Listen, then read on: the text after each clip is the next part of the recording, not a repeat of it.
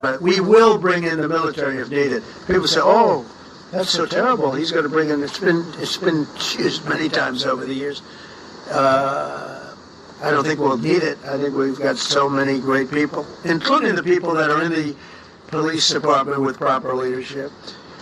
They'll immediately begin massive enforcement operations targeting known gangs, drug dealers, and criminal networks to get them the hell off the street, maybe get them out of the country, because a lot of them came into our country illegally. They shouldn't have been allowed in. They come from Venezuela. They come from all over the world. We're going to get them the hell out. They won't be here long.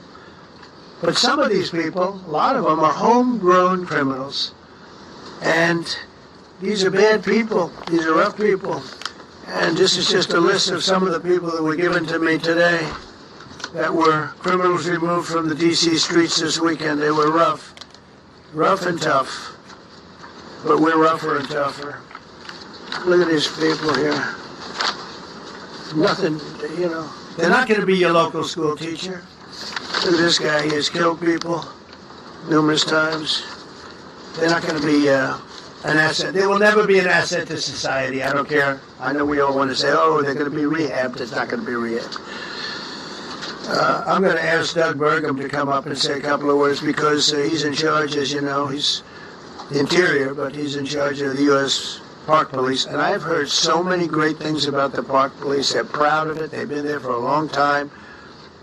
Their families oftentimes grow into the roles. They love the country. They love this area. So, Doug, could you say a few words, please?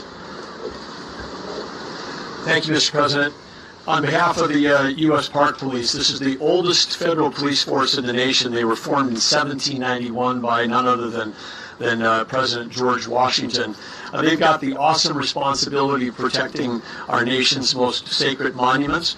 The National Mall, Washington Monument, Jefferson Memorial, Lincoln Memorial, Statue of Liberty, and out west, the Presidio and the Golden Gate area.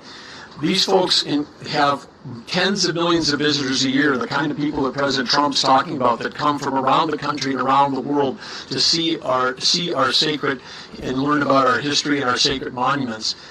They've been doing a fantastic job, but they are so pleased, the rank and file, that President Trump is now allowing them to enforce the law.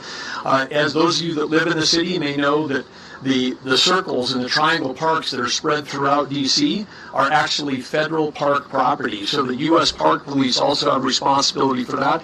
These became littered with homeless camps under the Biden administration. All of you saw that. Since President Trump's executive order on March 27th, making D.C. safe and beautiful again, the U.S. Park Police have removed over 70 homeless camps.